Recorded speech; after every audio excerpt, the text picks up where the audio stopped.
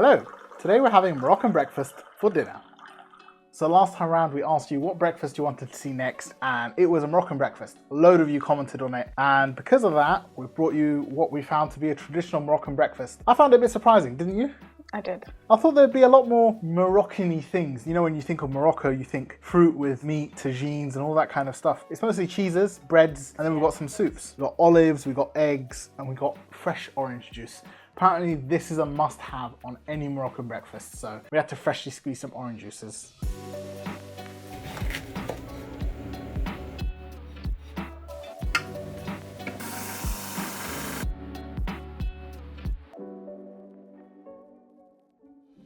And then of course we've got Moroccan mint tea. So this is a proper Moroccan mint tea. Tea is from Morocco, but probably wasn't grown there. And mint, lovely, and sugar, delicious. So the tea comes in this box and it's got these instructions printed on and exactly how to brew a perfect Moroccan tea. So here's how you do it. So first thing you need is Moroccan green tea like the Sultan brand one, which I'll link in the description below.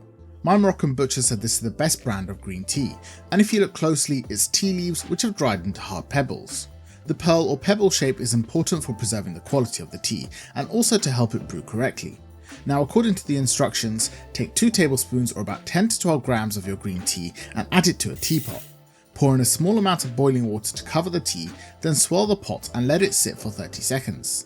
This is considered the first sacrificial pour and it allows the tea to open up as well as get rid of any dirt or tea dust.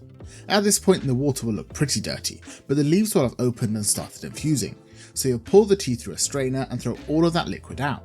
Once you've done that, you're free to add hot water into the teapot, and this amount of tea is good for about 500 milliliters of water. Finally, you'll add in a large amount of fresh mint, and this is the key ingredient to good Moroccan mint tea. All that's left to do is to let it steep for a couple of minutes, then strain it and pour it from up high. That pouring will introduce loads of foam, which will give the tea its characteristic minty aroma. So good. I brewed it perfectly. So what's our first dish then today, Salma? It's called Balboula, which is basically a type of soup. To me, it seems more like a porridge. Yeah, it does. This has got more of a nutty flavour in it because the durum wheat has quite a lot of flavour. It might be a bit hard to find this ingredient. If you can find it, buy it because it's really nice. It's really different than porridge. And it doesn't have that gloopiness to it. Even when it thickens, it's more... I don't know how to describe it, it's more separated. To make this balboula, you'll need to get some Tchicha, which is also called Barley Semolina or Barley Couscous, and I'll link it down below because it's not a common ingredient. The one I'm using is whole wheat, and you can see that it's broken into smaller pieces larger than couscous but smaller than rice. First thing you need to do is wash 1 cup or 200 grams of the Tchicha in cold water so we can wash out the excess starch.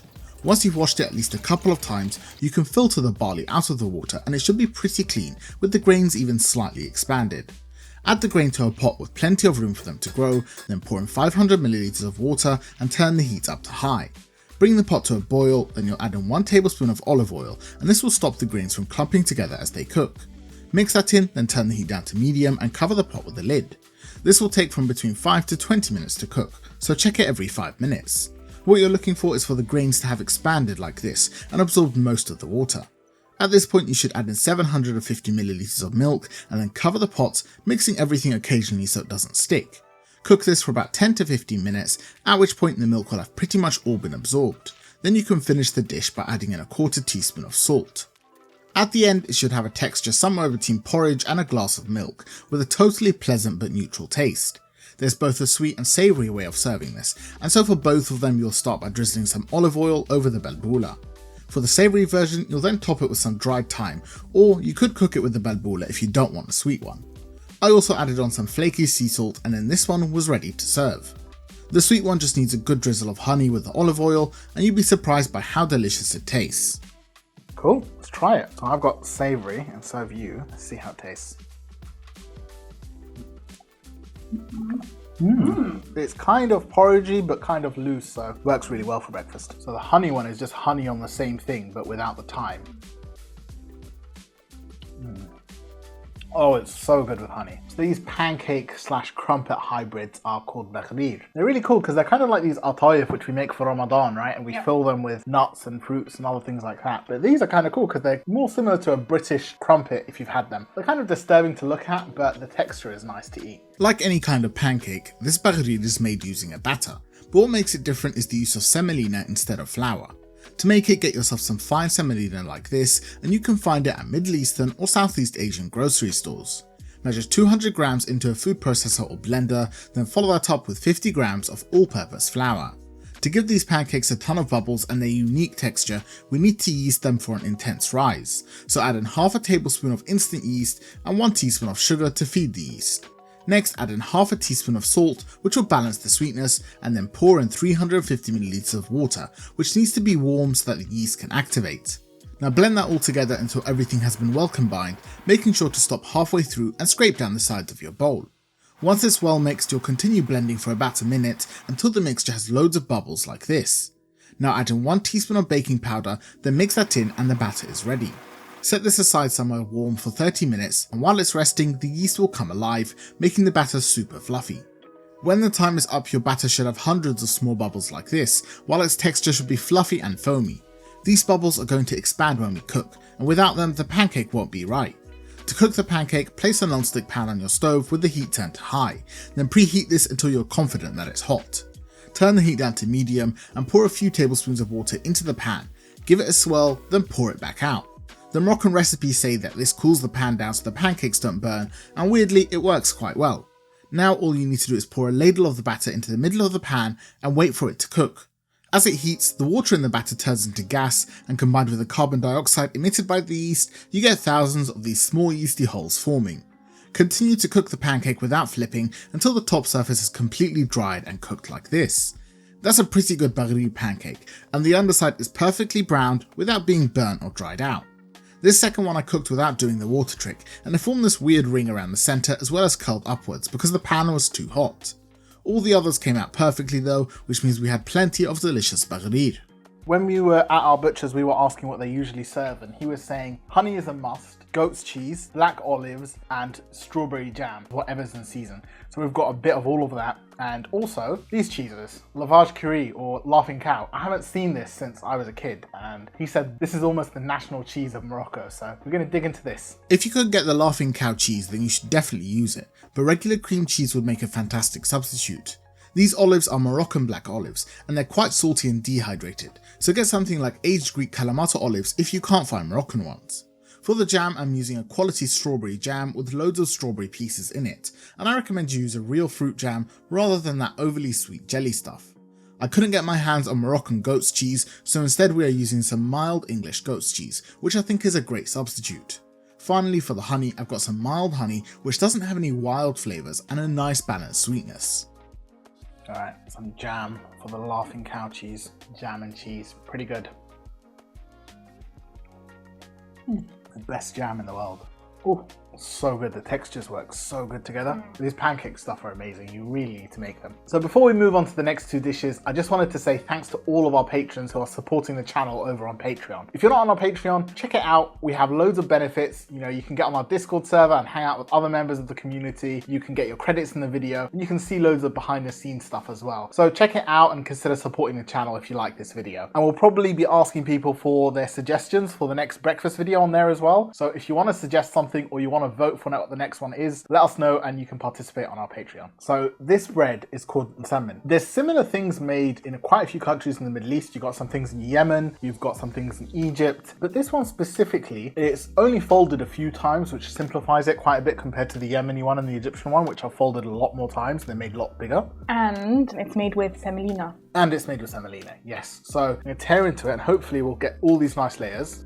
We did make it a couple days ago though, so it might be a bit less flaky. A bit less there crispy we go. as well. We've got a bunch of layers in there. All these different layers. That's fantastic. It's kind of like a pastry bread hybrid. It's actually quite easy to make this bread, whether you're going to make it in a mixer or knead it by hand.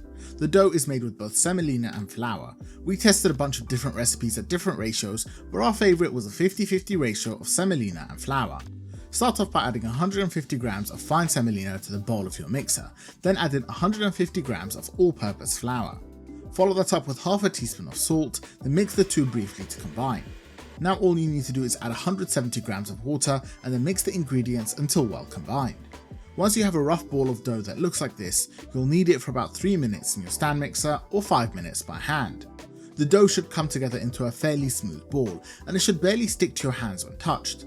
Once you're done kneading, the dough is going to be pretty elastic and it's going to need some rest before you can stretch it out. Oil a bowl with some vegetable oil, then add in your dough and let this rest for as long as you can.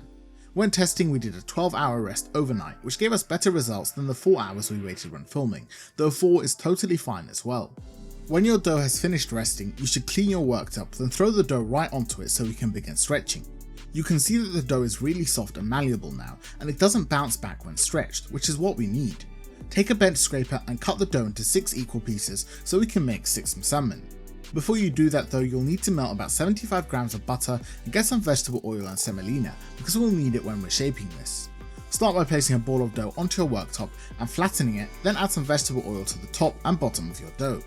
You should now use your hands to spread the dough out into a rectangular shape, but I kind of suck at this, so here's Salma showing how it's really done.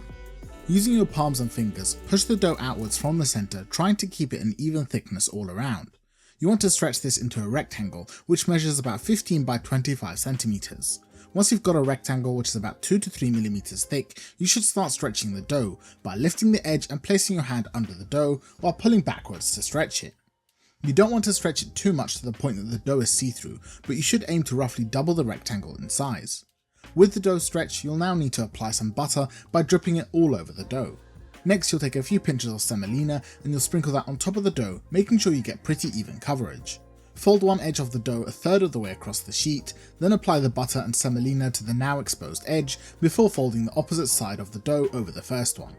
That will give us 3 layers of pastry in a rectangle. Now repeat the butter and semolina on this side of the dough and then fold the top or bottom edge a third of the way, butter and semolina again, then fold it the final third, and we'll now have 9 layers of stacked pastry. You should be left with a pretty tidy square that looks like this, and just set it aside to rest while you do the next ball of dough. Your folded msemen should be left to rest for at least 15 to 20 minutes so the gluten can relax again, and then when that time is up we can do the final stretch. Place a prepared square of msemen onto your worktop, then using your palms, press the dough downwards and out to stretch it to about double its size.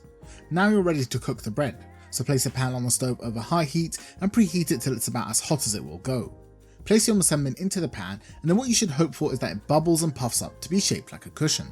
Once the bottom side has cooked for about a minute and crisped up, you should flip the bread over and cook on the second side for another minute. Cook this for 2 minutes more, flipping every minute, then the bread should be cooked through. Unfortunately, our stoves are pretty bad at providing constant heat, so we didn't get a proper puff, but we got some partial puffs on this one. Even if you don't get a puff, the bread will still end up with loads of flaky layers, and that's the most important thing. Alright, and what we're going to eat with it is, well, cheese, more cheese. I'm going to have just some jam and some honey as well.